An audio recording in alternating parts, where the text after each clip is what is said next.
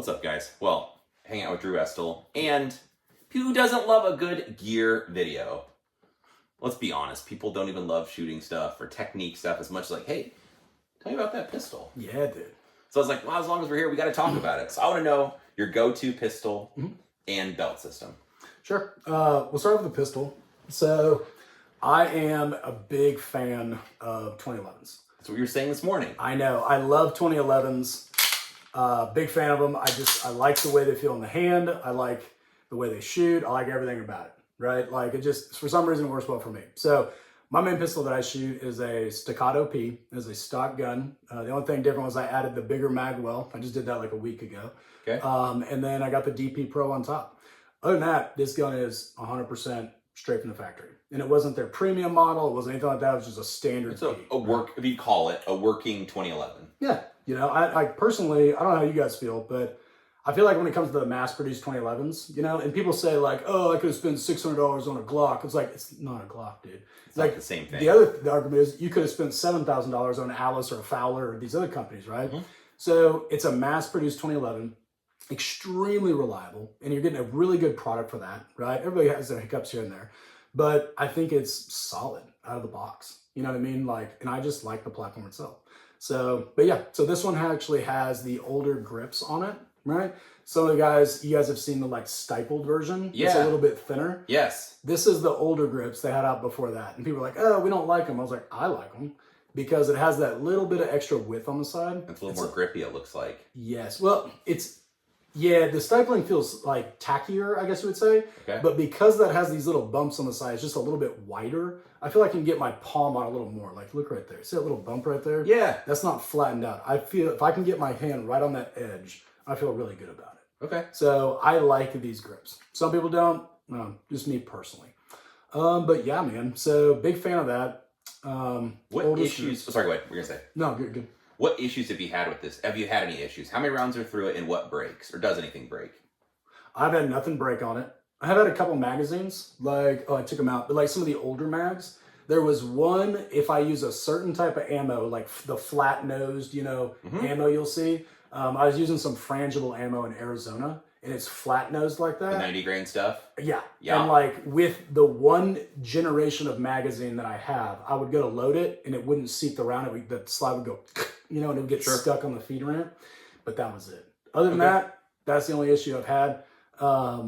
Sometimes you'll see when you drop the mag out, like one round will strip off the top. Yes, sometimes. I've seen that. Right. And then like if I it's a drop 2011 thing though, I think. I think it is. You know what I mean? I haven't seen that. Well, the HDs are totally different because they're in Glock mags. But I think it's a magazine thing. You know what I mean? It's just 2011 magazines in general.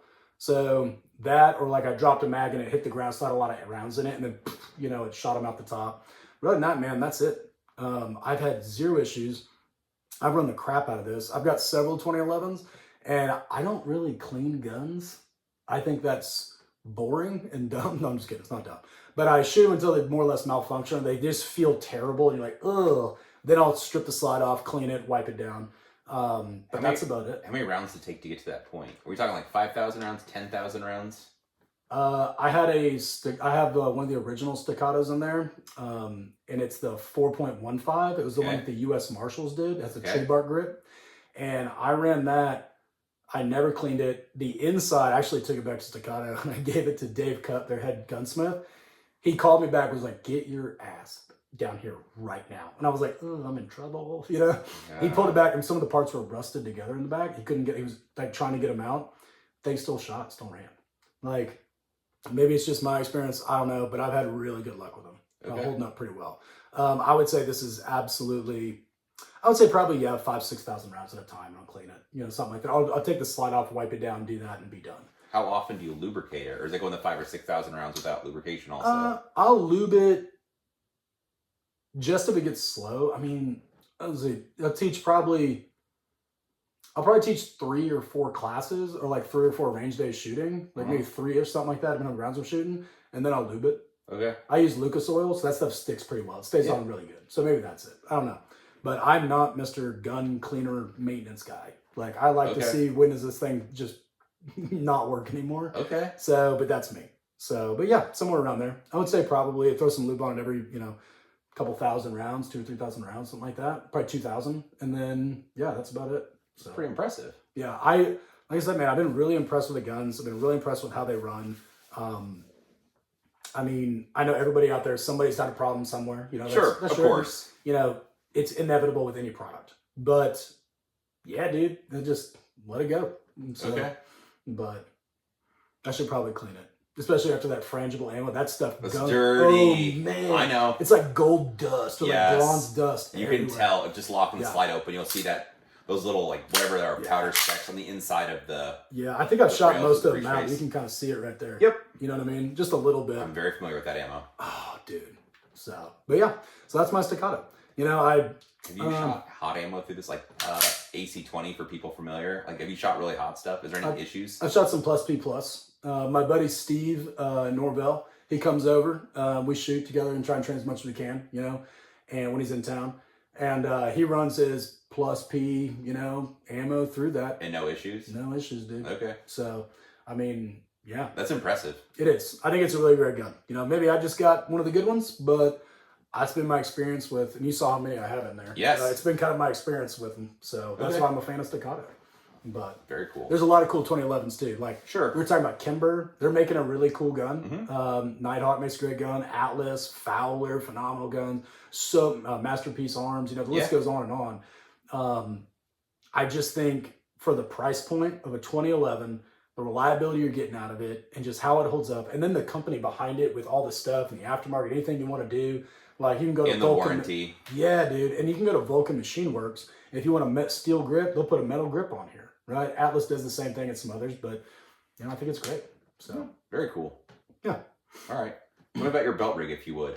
Yeah. Unless there's anything else specific you want to say? No, just DP Pro on top. That's a direct mount? Yes, it is. So that goes right on there with their optic cut system. So, okay. Very cool. Yeah. So belt. So this is the Voytech belt, spelled Voytech, for you guys who don't know, named after the coolest bear you probably ever seen in your life. We're talking about that. But World War II bear that killed Nazis, ate cigarettes, and drank beer. Pretty cool. I was like, how can you not like that guy, right? Also reminds me of that Cocaine Bear movie. Oh, yeah. That's what it was, dude. Like, if you think about it, it's pretty much what it was. Just killing Nazis and shit. So this is our Voytech belt. This is our gray, which I thought was super cool. I like gray a lot. Yeah. So with that, you guys notice we have the blade tech system that is mounted on here.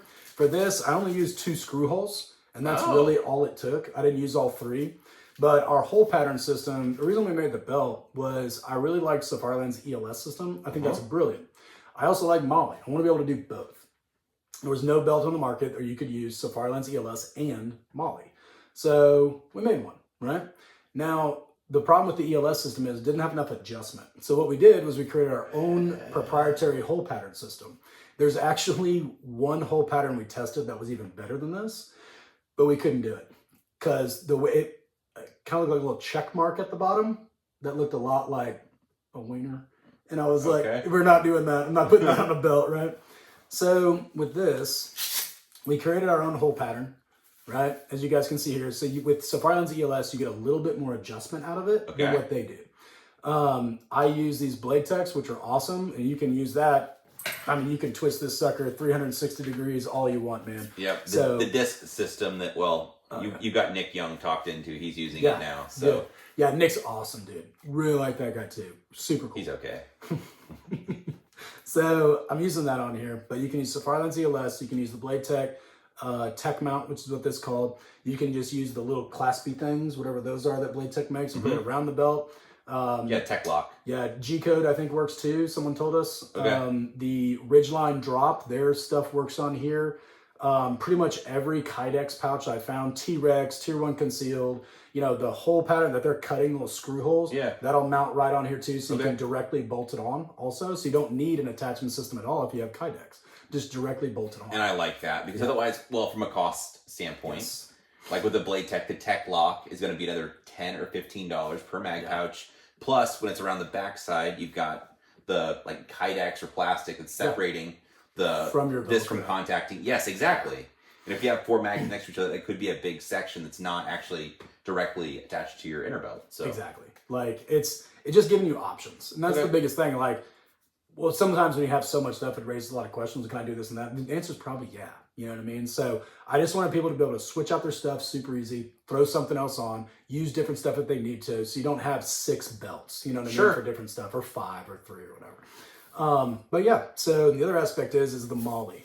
So right here, you'll see in between these slots, it's actually on my other belt over there. I have like malice clips that are going through here, but these are your molly slots. So the molly goes in between the Velcro and this material right here that we use, and up against the actual base liner. Okay. So that way your molly doesn't take up any of your Velcro. So you should have, if you put your stuff on, everything you use minus the tech locks from Voytech, like you have on your belt. Other than that, whether you bolt on, whether you use Voytech or Safari Line or molly, nothing should come between the hook and your loop on your inner belt itself. So you have constant contact all the way around. So that's why we did that, yeah. So that, it's a lot lighter than other belts. Our belt comes in at about 9 ounces, a little bit over that. Most belts weigh around 19 on the lighter side, right? Just because of materials used. Yeah, so adjustment here. One thing people don't realize, this is called a strap keeper right there. So it's just 1 wrap Velcro with a slot in the middle. And that locks your adjustment strap down, right? So you can adjust it, and then you strap keeper it down so it doesn't come loose on you or get in the way or whatever. So little strap as keeper opposed to having something like with a tri-glide that you're trying to hold it in place, or something like that. Making a knot, or exactly. Okay. So we got that right there. That's smart. And we're using Raptor buckles. They're American-made Cobra buckles, basically. Okay. So they're Cobra buckle. We like the Raptor. We'll leave it at that. Okay. So nothing wrong with them. Just difference of opinion. So. But yeah, man, that's pretty much it. So these come in black, multicam, classic, gray, obviously, coyote, and ranger green. So, yeah. And then holster, just the Voytech setup again, just with a bigger tech mount over here. You can spin it, but this one actually has a locking tab to prevent it from spinning around. So, oh, have you seen this too? On their holster hanger, you can get adjustment out of these and tilt this around the mounting system. In case you're not using the disc system they make, you can actually still adjust this. Then you can adjust it up and down on this sucker. Then you can adjust this bar right here. This is set up for a 1.75 inch belt. Okay. But I can take that out and it fills a 2 inch belt, or I can move it up 1 notch and it'll hold my belt tight for a 1.5 inch belt. So it gives you some adjustment up. And I think Voytech did a great job with these. It's really impressive. So I like that. But yeah, man, what am I forgetting, Joel? I think that's everything. Okay. No, this is pretty fly. If you wanted to, so this is modular enough, if they wanted to put on a carbine mag pouch or something, you would just, you could take it on or off at this point, either with one of these on a disc system or just add or remove since you've already got the holes there. So yeah, so like a mother belt. Hey, Tom, would you hand me that multicam belt in that bag under your feet? So this is my more like workish belt. Oh. So as you guys can see here, we run the True North adapter right there. We've got the True North hanger, the MHA, on the Safari Line system. And then I've got the True North adapter right there. So that prevents it from twisting, right? Sure. When you're sitting down, especially for guys that, wear a belt for work. Bars go in the middle, no big deal. That just keeps it in place. Here's the Safari Land right there. ELS system on that, clipped on. And then I just did this to show there's different mounting options. Like those are S-Tac, I think? Yep, so these are S-Tac. Great mag pouch, by the way. They make a good product, been around for a long time. I just used 1 wrap.